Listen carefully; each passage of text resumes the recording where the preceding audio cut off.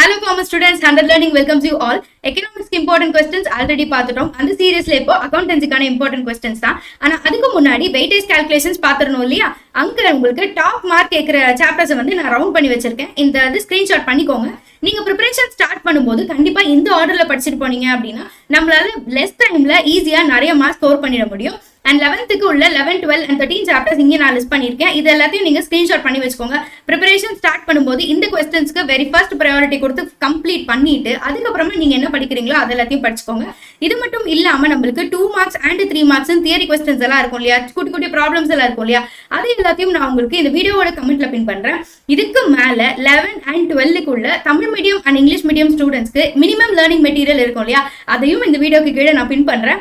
அதுக்கப்புறமா டெய்லி நம்ம கிளாஸஸ் பார்த்துட்டு இருக்கோம். டெய்லி ஈவினிங் 7:30க்கு 12th இருந்தீங்கன்னா வந்து ஜாயின் பண்ணிக்கோங்க.